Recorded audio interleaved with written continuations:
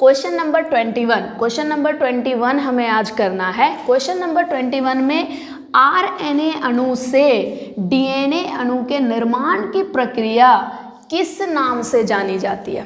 ठीक है, आपको यहाँ क्या पूछा जा रहा है कि यहाँ पर आरएनए अणु की बात हो रही है। आरएनए अणु से, आरएनए से यानी आपको बोला जा रहा है आरएनए से डीएनए। ठीक है, ये डीएनए अणु यहाँ पर देखिए, तो आरएनए अणु से डीएनए अणु के निर्माण को क्या बोलते हैं। पर मैं आपको ये तो बताई ही नहीं थी क्लास में। मैं आपको क्या बताई थी कि डीएनए से डीएनए बनता है, डीएनए से आरएनए बनता है और आरएनए से प्रोटीन बनता है। यही आप पढ़े हो। ठीक है, डीएनए से डीएनए, आरएनए, उसके बाद प्रोटीन, यही तो होता है और यही तो सीक्वेंस है। इसी को सेंट्रल डोग्मा कहते हैं। ठीक है, इसी को सेंट्रल डोग्मा, केंद्रीय डोग्मा कहा जाता है। जब डीएनए से डीएनए बनना, डीएनए से आरएनए बनना, आरएनए से फिर प्रोटीन बनना, ये हो गया केंद्रीय डोग्मा। लेकिन आपका सवाल तो यहाँ पलट गया। सवाल तो पूछा जा रहा है कि आरएनए से डीएनए बनाना है, आरएनए से डीएनए बनेगा तो क्या कहेंगे। पहले तो मैं आपको जो बताई थी कि डीएनए से डीएनए बनेगा, डीएनए से आरएनए बनेगा, आरएनए से प्रोटीन बनेगा, उसको क्या कहेंगे। आपको अगर याद है तो आप बताइए। डीएनए से डीएनए अगर बनेगा तो उसको क्या बोलेंगे। उसको हिंदी में द्विगुणन बोलोगे, द्विगुणन बोलोगे। इंग्लिश में उसको रेप्लिकेशन कहते हैं। हिंदी में ना इसको प्रतिकृत्यन भी कहते हैं। ठीक है, रेप्लिकेशन को प्रतिकृत्यन भी कहा जाता है हिंदी में। अब डीएनए से आरएनए जब बनेगा तो इस प्रोसेस को, डीएनए से डीएनए जब बनेगा तो द्विगुणन बोलेंगे, डीएनए से आरएनए बनेगा तो क्या बोलेंगे, हिंदी में प्रतिलेखन बोलोगे। प्रतिलेखन को इंग्लिश में क्या बोलेंगे, उसको ट्रांसक्रिप्शन बोलेंगे। जब आरएनए बन जाएगा तो आरएनए से प्रोटीन बनता है, तो आरएनए से प्रोटीन जब बनेगा तो उसको क्या बोलेंगे, हिंदी में तो उसको रूपांतरण बोलोगे और इसको ट्रांसलेशन कहोगे। ठीक है, और आपको मैं पहले ही बताई हूँ, बायो में जो इंग्लिश शब्द होते हैं ना, वही आपको पता होना चाहिए। वो आपके लिए आगे चल के वही मायने करने वाला है। ठीक है, उसी का वैल्यू है। हिंदी में जो चीज़ें आप सीखते हो वो आपके इंटर लेवल पे ही रह जाता है, आगे चल के ये उतना ज़्यादा यूज नहीं होता। ऐसा नहीं है कि ये आपका यूजलेस है, आगे चल के भी यूज होगा, पर ज़्यादातर, मैं वैल्यू बता रही हूँ, ज़्यादातर वहाँ आपको इंग्लिश ही पढ़ना होता है। तो आपको ये बातें तो पहले बताई गई है कि डीएनए से अगर डीएनए बना तो रेप्लिकेशन, डीएनए से आरएनए बना तो ट्रांसक्रिप्शन, आरएनए से प्रोटीन बना तो ट्रांसलेशन। ठीक है, ये तो बड़ी अच्छी बात समझ में आ रही है। लेकिन यहाँ तो आपका क्वेश्चन ही अलग है, इसमें से तो क्वेश्चन है ही नहीं। क्वेश्चन पूछा जा रहा है आरएनए से डीएनए, आरएनए से डीएनए तो बन ही नहीं रहा है। ठीक है, तो उसको क्या बोलेंगे। तो पहला आपका ऑप्शन है ऑप्शन ए, ट्रांसक्रिप्शन यानी अनुलेखन, जिसको प्रतिलेखन भी बोलते हैं। रिवर्स ट्रांसक्रिप्शन, ये रिवर्स ट्रांसक्रिप्शन, और ये अनुवाद यानी ट्रांसलेशन, रूपांतरण, प्रतिकृत्यन, रेप्लिकेशन। आपको मैं बता चुकी अभी कि ट्रांसक्रिप्शन, अनुलेखन किसको बोलेंगे, जब, यहाँ इधर लिख दे रही हूँ, जब डीएनए से आरएनए बनेगा, है ना। रिवर्स ट्रांसक्रिप्शन मैं समझाऊंगी क्योंकि वो तो अभी बताई ही नहीं हूँ। ट्रांसलेशन क्या बताई, ट्रांसलेशन बताई कि आरएनए से प्रोटीन बनेगा, और अभी रेप्लिकेशन क्या बताई कि डीएनए से डीएनए बनेगा। ओके, रेप्लिकेशन यानी डीएनए से डीएनए बनना, ट्रांसलेशन मीन्स आरएनए से प्रोटीन, और ट्रांसक्रिप्शन मीन्स डीएनए से आरएनए बनना। लेकिन आपका इन तीनों में से कुछ भी नहीं है, तीनों में से ये पूछा जा रहा है, तीनों में से कुछ भी नहीं है, वो है सवाल आपका। ओके, तो जब आप समझ चुके हो कि इसका मतलब अलग है, इसका मतलब ये है, इसका मतलब ये है, तो बचा सिर्फ यही ना। ठीक है, तो option B is the right answer. इसमें रिवर्स ट्रांसक्रिप्शन आपका सही जवाब होगा। क्यों होगा, थोड़ा मैं, आप हिंदी मीडियम के बच्चे हो तो रिवर्स जो है ना, ये इंग्लिश वर्ड है, थोड़ा समझा दूँ। रिवर्स मतलब होता है बैक, ठीक है, उल्टा, पीछे। रिवर्स मीन्स हो गया पीछे, ठीक है, बैक। अब क्या हो रहा है ना कि आप इस सेंट्रल डोग्मा, इस सिस्टम को देखिए। इस सिस्टम में क्या चल रहा है? इस सिस्टम में डीएनए से डीएनए, डीएनए से आरएनए, आरएनए से प्रोटीन, ये सब एक दिशा, एक डायरेक्शन में आगे की तरफ बढ़ता जा रहा है। यही हो रहा है। तो एक तरफ आगे की तरफ जो बढ़ता जा रहा है, लेकिन ये क्या हो रहा है? बैक हो रहा है। यहाँ से आरएनए से डीएनए में बदल गया, है ना। ये बैक हो गया, रिवर्स हो गया, पीछे, है ना। तो बस यही बात तो समझनी है। ये ट्रांसक्रिप्शन क्यों? क्योंकि डीएनए से आरएनए को ट्रांसक्रिप्शन बोल रहे हैं, तो आरएनए से बैक उल्टा आ रहा है, तो ट्रांसक्रिप्शन का ही रिवर्स हो रहा है ना। बात समझ में आ रही है? सब लोग खाली ध्यान से मुझे सुनिए और ध्यान से बोर्ड पर देखिए, कहीं भी आंखें इधर उधर नहीं नाचनी चाहिए, ठीक है। अगर वहाँ ध्यान से सुनोगे तो सब समझ में आएगा। तो सिंपली यही बात है कि ये सब एक डायरेक्शन, ये सिर्फ आगे की तरफ बढ़ता जा रहा है एक डायरेक्शन में, लेकिन आपका सवाल हो गया बैक, आरएनए से डीएनए पीछे। ओके, तो यही हो गया रिवर्स ट्रांसक्रिप्शन। अंडरस्टैंड? कोई दिक्कत? चलिए फिनिश। क्या है सिंपली क्वेश्चन नंबर 22 में? क्वेश्चन नंबर 22 में एकदम सिंपल सा आपका क्वेश्चन है। इसलिए सिंपल क्योंकि ये आप जानते भी हो और कई बार मैं पढ़ाने के दौरान भी बताई थी कि ये क्वेश्चन बहुत इंपॉर्टेंट है, कई बार आपके एग्ज़ाम में आया है और एग्ज़ाम में फिर आने का चांसेस है। तो इस वजह से ये आपको पता होगा और आसान भी है, ठीक है।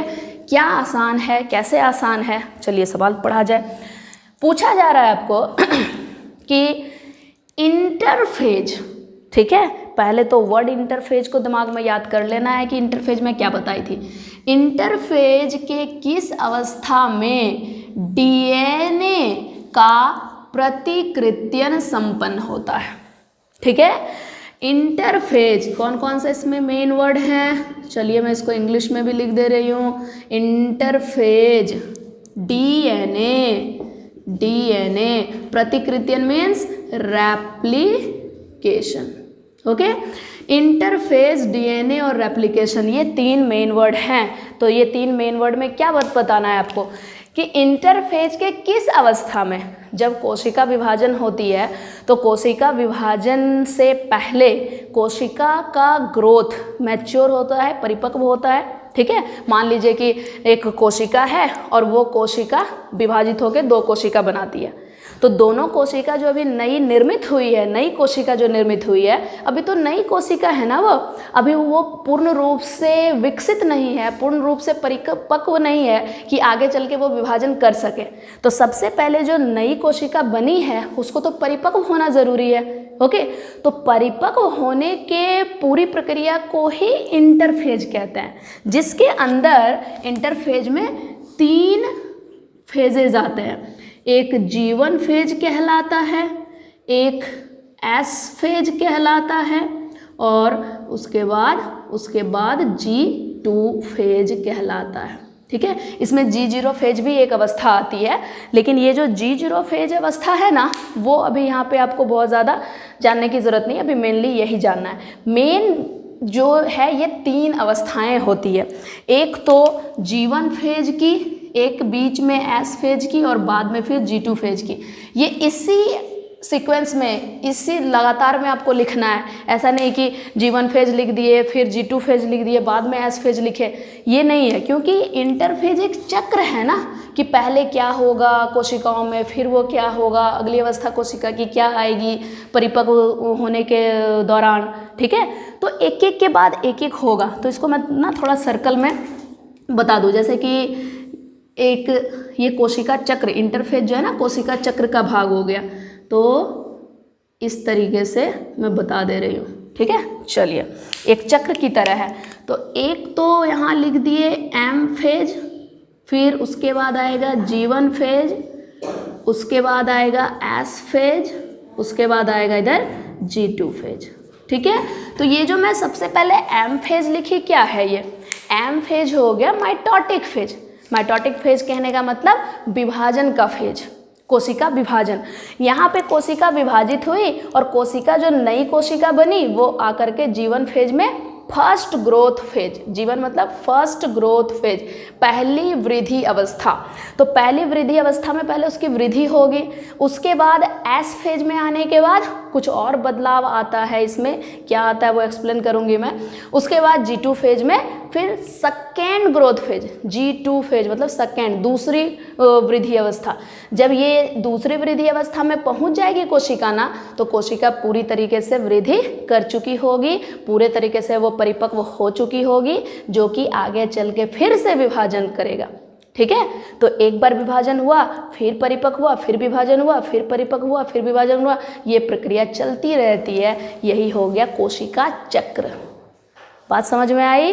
तो ये इंटरफेज एक ऐसी अवस्था है जो कि कोशिका को परिपक्व बनाने की अवस्था है, जो कोशिका चक्र का एक भाग है, जिसके अंदर 3 अवस्थाएं आती है, G1 फेज, S फेज और G2 फेज।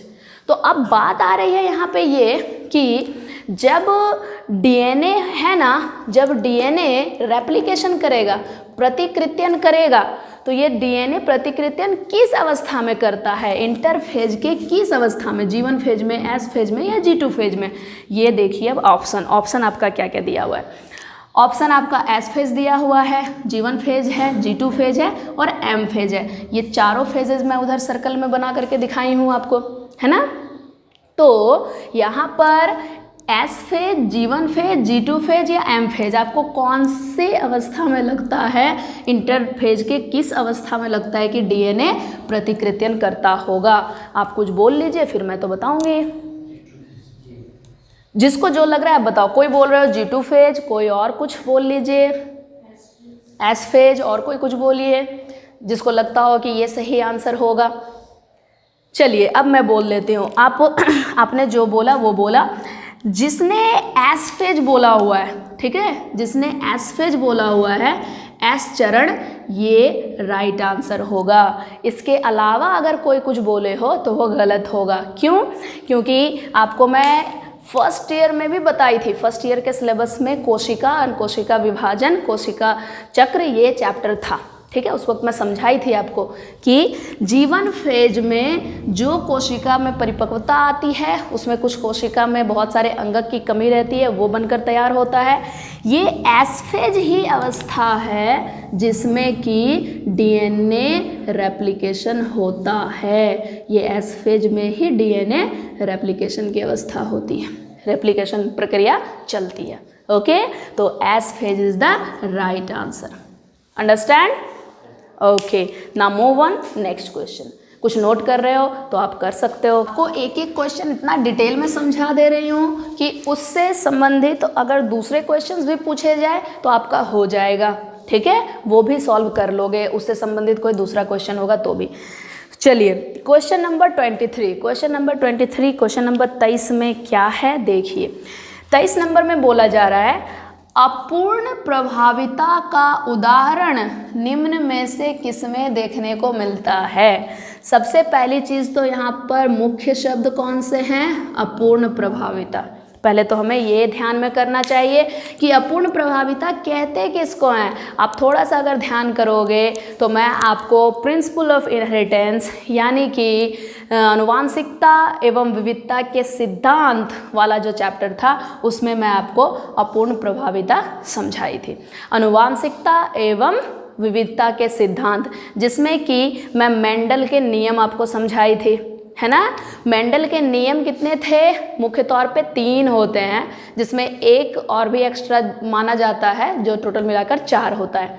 तो वो तो उसके नियम हैं ही हैं, मेंडल के 4 नियम, लेकिन उसके अलावा भी कुछ ऐसे नियम हैं जो मेंडल के नियम के अपवाद होते हैं। ठीक है, मेंडल ने जो जो नियम बताया ना आनुवांशिकता के ऊपर, जो भी सिद्धांत उन्होंने समझाया, उसमें एकाध ऐसे भी सिद्धांत हैं, ऐसे भी नियम हैं जो किसी खास तरह के प्रजाति पर वो फेल हो जाता है। अपवाद नियम भी है ना। तो अपवाद नियम आपको कितने समझाए गए थे?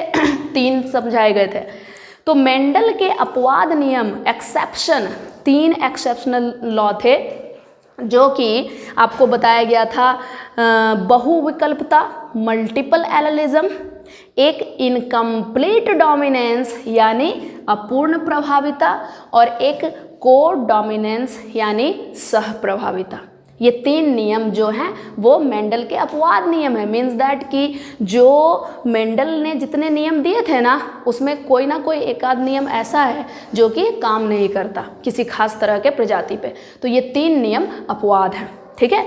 तो अपवाद नियम में ही एक नियम आपका ये अपूर्ण प्रभाविता का भी है, जिसको कि इंग्लिश में मैं लिखवाई थी इनकम्प्लीट डोमिनेंस, ठीक है, डोमिनेंस, इनकम्प्लीट डोमिनेंस। तो इनकम्प्लीट डोमिनेंस अपूर्ण प्रभाविता का उदाहरण निम्न में से किसमें देखने को मिलेगा, यानी अपूर्ण प्रभाविता का जो एक लक्षण है वो इन चारों में से आपको किसमें नज़र आएगा।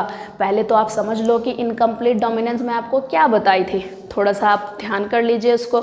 आप मैं उसको समझा दूँ क्या था। इनकम्प्लीट अपूर्ण मतलब क्या हो गया।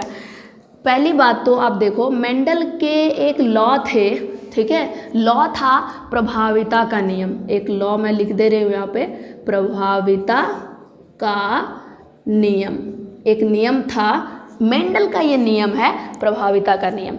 ये प्रभाविता का नियम जो था उसमें इस नियम में क्या कहना है, कहना ये था कि जब उन्होंने एक लंबा पौधा मटर का लिया और एक बौना पौधा मटर का लिया, तो दोनों के बीच जब उन्होंने क्रॉस कराया था तो पहली पीढ़ी में उनको ऐसी मिली थी, इस तरह का मिला था, है ना। उसका जो जनरेशन, उसकी जो पीढ़ी तैयार हुई, सारी की सारी पीढ़ी ऐसे जीन वाली तैयार हुई थी ना, याद होगा।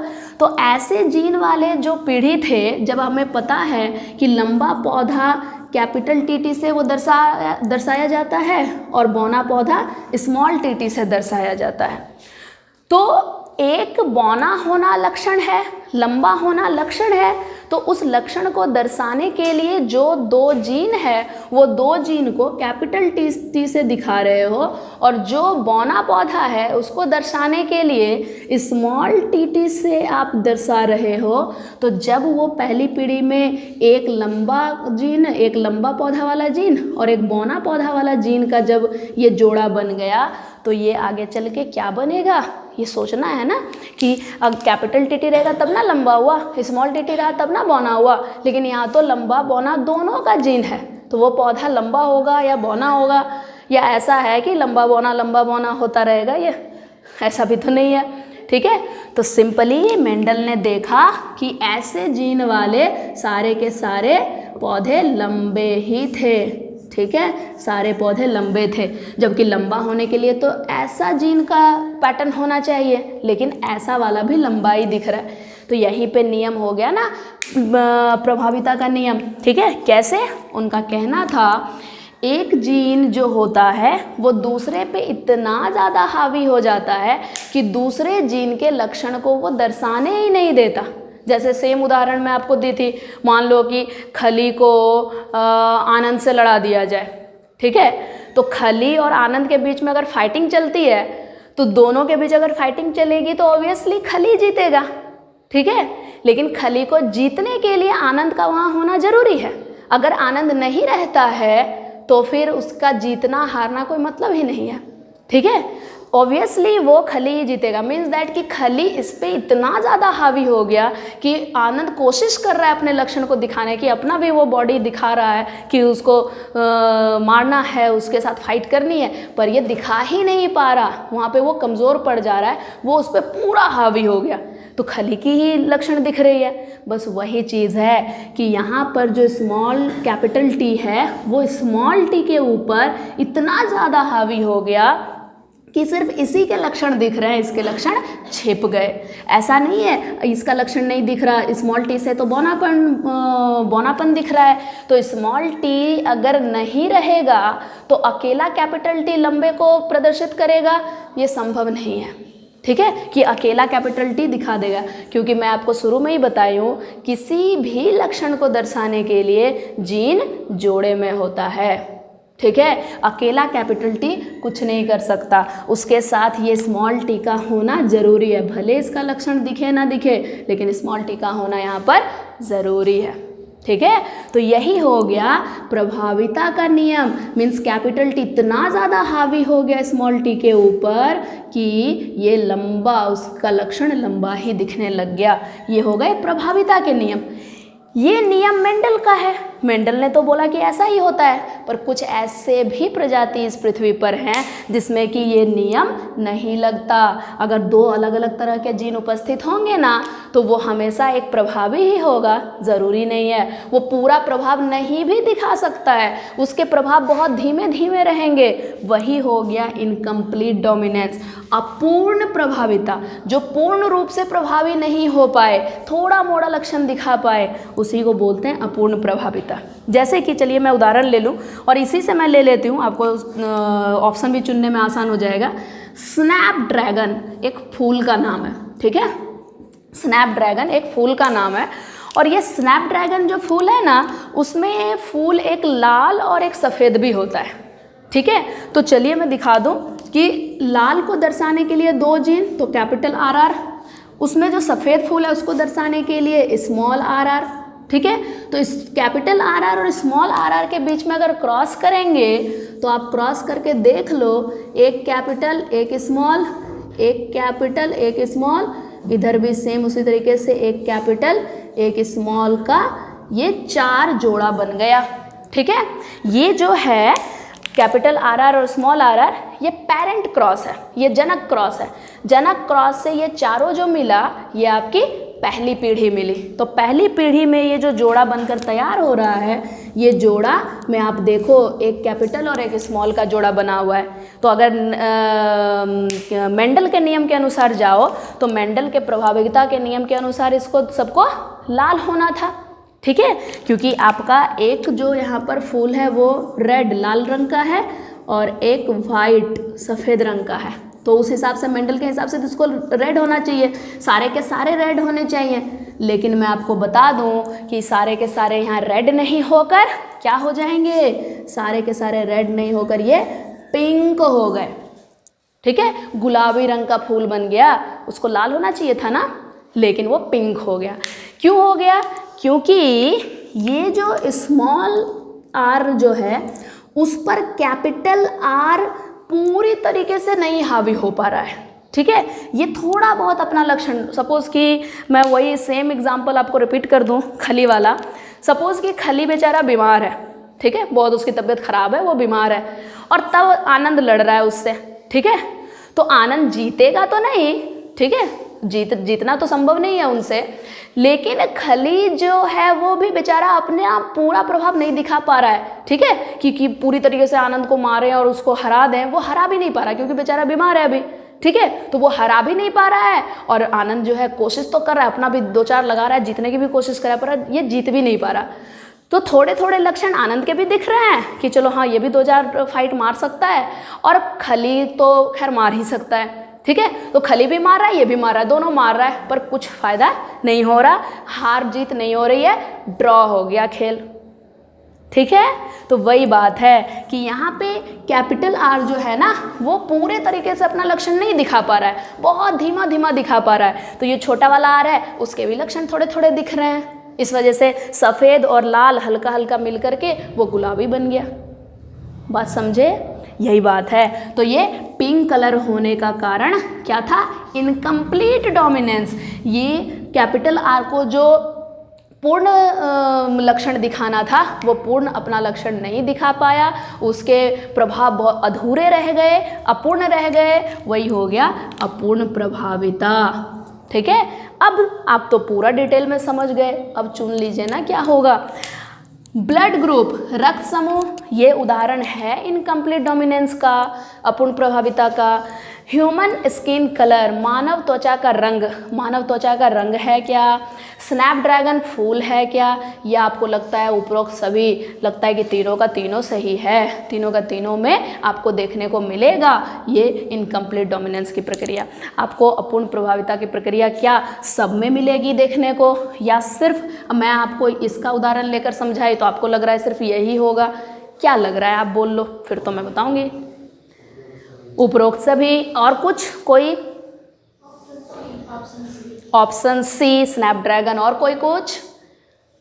चलिए अब मैं बता दूं, अगर आप इसमें सवाल चुनते हो, और सवाल तो है ही, सवाल तो 23 चुनोगे ही, उसके अगर ऑप्शन आप उस ऑप्शन को चुनते हो कि सी है तो ये आपका गलत है। आप चुनते हो डी है तो ये आप सही चुन रहे हो।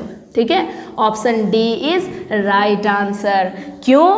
क्योंकि मैं आपको बता दूं, मानव के शरीर का रंग, कॉम्प्लेक्शन, रंग तो नहीं बोलेंगे, कॉम्प्लेक्शन डार्क भी होता है, फेयर भी होता है। लेकिन डार्क फेयर, सपोज कि मदर जो है फेयर कलर है और फादर जो है डार्क कलर का है, डार्क कॉम्प्लेक्शन का, तो उनके जो फर्स्ट जनरेशन बेबी होंगे, उनका जो फर्स्ट जनरेशन पहली पीढ़ी तैयार होगी, उसमें या तो बच्चा काला होगा या तो गोरा होगा, ऐसी बात नहीं है। वो हल्का गेहूं कॉम्प्लेक्शन का भी हो सकता है।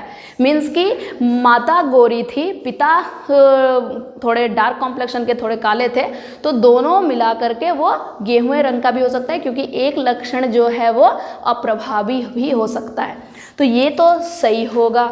ब्लड ग्रुप, रक्त समूह जितने हैं, और रक्त समूह में ए बी ओ, ये जो रक्त समूह है उसमें भी इनकम्प्लीट डोमिनेंस हो सकता है। तो option D is right answer. Option D आपका सही जवाब होगा, इसको टिक कर लीजिए। ओके, ये 24 नंबर क्वेश्चन में क्या पूछा जा रहा है आपसे? 24 नंबर क्वेश्चन में पूछा जा रहा है फिनोटिपिक रेशियो। मीन्स कि आगे मैं हिंदी में पढ़ दूँ, द्विसंकर में दृश्य प्ररूप अनुपात क्या होता है? दृश्य प्ररूप यानी फिनोटिपिक रेशियो। दृश्य प्ररूप करके आपको बहुत कम पूछा जाता है, और मैं आपको क्लास में ये शब्द आपको बताई भी नहीं हूँ हिंदी में। आपको याद रखना है फिनोटिपिक रेशियो। ठीक है, द्विसंकर क्रॉस, ये अभी ध्यान दीजिए, ये शब्द बहुत यहाँ पे मुख्य है। ठीक है, द्विसंकर क्रॉस जो होता है, डाहाइब्रिड क्रॉस, उस डाहाइब्रिड क्रॉस में दृश्य प्ररूप फिनोटिपिक अनुपात क्या होगा? जितने अनुपात दिए हुए हैं उसमें से, तो मैं थोड़ा आपको होश दिला दूं, बाकी तो आपको याद होगा ही। एक मेंडल के 2 एक्सपेरिमेंट थे, है ना? 2 एक्सपेरिमेंट था। एक एक्सपेरिमेंट मोनोहाइब्रिड यानी एक संकर क्रॉस, और दूसरा द्विसंकर क्रॉस। ठीक है, एक संकर क्रॉस कहने का मतलब जब कोई एक लक्षण लेकर के क्रॉस कराते हो तो एक संकर क्रॉस कहलाता है। जब कोई 2 लक्षण को लेकर के क्रॉस कराते हो तो उसको द्विसंकर क्रॉस कहते हैं। जैसे कि मेंडल ने क्या लिया था? मेंडल ने लिया था राउंड येलो, यानी राउंड गोल गोल, और येलो मीन्स हो गया पीला। ठीक है, गोल पीला मटर का बीज। ठीक है, गोल पीला मटर का बीज उन्होंने चुना। तो गोल होना एक लक्षण है, ये आकृति दर्शा रहा है। येलो पीला होना एक लक्षण है, वो रंग दर्शा रहा है। ओके, एक आकृति दर्शा रहा है, एक आकृति दिखा रहा है और एक रंग दिखा रहा है, तो 2 लक्षण हो गए ना। तो यही 2 लक्षण का कॉन्ट्रास्टिंग, उसका जस्ट उल्टा क्या था? उसमें रिंकल्ड ग्रीन, रिंकल्ड कहने का मतलब सिकुड़ा हुआ हरा बीज। ठीक है, उन्होंने एक गोल पीला मटर के बीज को क्रॉस कराया सिकुड़ा हुआ हरे रंग के बीज से। तो सिकुड़ा होना भी आकृति है और हरा होना एक रंग है। ठीक है, तो आकृति और रंग 2 लक्षण लेकर के क्रॉस करवाया जाता है, तो उसको डाहाइब्रिड क्रॉस कहते हैं, द्विसंकर क्रॉस। ठीक, तो द्विसंकर क्रॉस में मैं आपको फिनोटिपिक रेशियो बताई थी। फिनोटिपिक रेशियो कहने का मतलब कि जब उसकी दूसरी पीढ़ी तैयार होगी ना, ठीक है, तो दूसरी पीढ़ी जब तैयार करोगे तो दूसरी पीढ़ी में सारे के सारे जो उसमें तैयार होंगे बच्चे, उसमें वो किस किस लक्षण के हो सकते हैं। बच्चे कहने का मतलब यहाँ बीज है, तो बीज जो आगे चलकर बीज तैयार होगा दूसरी पीढ़ी में, वो कैसा कैसा बीज हो सकता है, तो उसका अनुपात क्या है, वो क्या किस तरह के बीज दिखेंगे। कुछ रिंकल्ड ग्रीन दिखाई देगा, कुछ रिंकल्ड येलो दिखाई देगा, कुछ राउंड ग्रीन दिखाई देगा, कुछ राउंड येलो दिखाई देगा, तरह तरह के बीज दिखेंगे। तो उसका अनुपात क्या है? असल में यहाँ पे जितने अनुपात लिखे हुए हैं ना, ये अनुपात आपका कहीं ना कहीं गलत है। ठीक है, ये कोई भी अनुपात यहाँ पर सही नहीं दिया हुआ है ऑप्शन में। ओके, मिसप्रिंट हो गया होगा, ऐसा नहीं है कि वो गलत होगा, ये आपका ऑप्शन डी होगा, पर डी भी ये सही नहीं है, करेक्ट कर लीजिए, मिसप्रिंट हो गया होगा। 9:3:3:1 यही रेशियो सही है, एक 3 जो है ना वो एक्स्ट्रा हो गया, इसको यहाँ से रिमूव कर दिया जाए। ओके, ये थोड़ा बहुत मिस्टेक हो जाता है टाइपिंग में, तो हो गया होगा, तो आप इसको करेक्ट कर लीजिए। अगर ऐसा सवाल रह गया आपके एग्जाम में तो क्या करोगे, आप वहाँ करेक्ट तो नहीं कर सकते ना, आपको सिर्फ डी चुन लेना है। इसका सॉल्यूशन भी समझा दे रही हूँ, ऐसा नहीं कि आप वहाँ मेरी तरह लिख दोगे कि ऐसे 1-3 नहीं होगा, ये होगा, ऐसा करने की कोई आवश्यकता नहीं है। आपको चुन लेना है, ABCD में आपको डी चुनना है, जो उत्तर होगा वो चुन लेना है। समझ में आई बात? ठीक है, थोड़े बहुत मिस्टेक से, थोड़े बहुत मिसप्रिंट के कारण से आपको ये नहीं कि वहाँ छोड़ देना है क्वेश्चन। आपका सबसे मज़े की बात ये तो है कि नेगेटिव मार्किंग है ही नहीं, आपको जो नहीं भी आ रहा है वो भी थोड़ा सा दिमाग स्थिर करके, सोच करके, समझ करके आप बना दीजिए, छोड़ना तो एक भी नहीं है। ठीक है, एक भी क्वेश्चन छोड़ने की ज़रूरत नहीं है, वहाँ थोड़ी ना आप गलत आंसर करोगे तो नंबर काट लेगा। ठीक है, आप सारा का सारा आंसर करिए, लेकिन सब ध्यान से। ओके, तो ये आंसर डी हो जाएगा right answer. Okay, now move on next question, question number 25। Question number 25 number में क्या है, निम्न में से कौन सा क्रॉस परीक्षण क्रॉस को निरूपित करता है। परीक्षण क्रॉस, टेस्ट क्रॉस। ठीक है, एक मैं आपको समझाई थी अपवाद नियम में, और एक तरीके की ये कृत्रिम क्रॉस हैं जो इंसान करते हैं नए नए प्रजाति को तैयार करने के लिए, टेस्ट क्रॉस और बैक क्रॉस। ठीक है, टेस्ट क्रॉस और बैक क्रॉस 2 तरह का क्रॉस होता है। तो ये क्रॉस क्या है, असल में जो मान लो मैं एक लंबा पौधा ले लेती हूँ मटर का और एक बौना पौधा ले लेती हूँ मटर का, उसकी जो पहली पीढ़ी तैयार होती है वो सारी की सारी पीढ़ी 4 पीढ़ी तैयार होगी। चारों मेंबर होंगे वो ऐसे वाले होंगे। ठीक है, तो जो इसमें ये पीढ़ी तैयार हुई ना, इसमें से किसी का भी क्रॉस अगर ये डोमिनेंट मतलब ये प्रभावी था, क्योंकि यही प्रभाव डाल रहा था, है ना, ये प्रभावी था, और ये अप्रभावी था, स्मॉल टी वाला अप्रभावी था, प्रभावी। ठीक है, ये प्रभावी था क्योंकि ये अपना प्रभाव पूरी तरह से दर्शा रहा था, ये अप्रभावी था क्योंकि ये अपना लक्षण नहीं दर्शा रहा था। तो जब आप जो अगली पीढ़ी तैयार होती है उस पीढ़ी के किसी भी मेंबर से अगर आप प्रभावी और अप्रभावी दोनों से क्रॉस करवाते हो तो उसको बैक क्रॉस कहते हैं।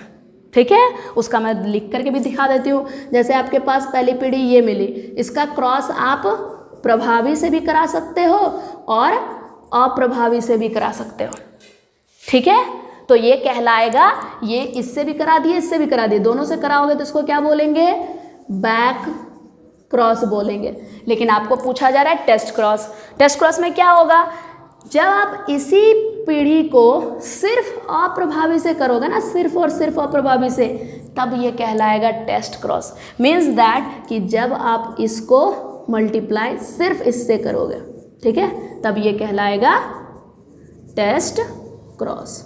ओके, और देखिए ऑप्शन में कैपिटल टी क्या ये आपको लगता है होगा, स्मॉल टी क्या लगता है होगा, कैपिटल टी स्मॉल टी लगता है होगा, no, capital T and small T क्या ये होगा, yes, then option D is the right answer. Option D is capital T into small T, जो मैं अभी आपको यहाँ पर बताई, this is known as test cross.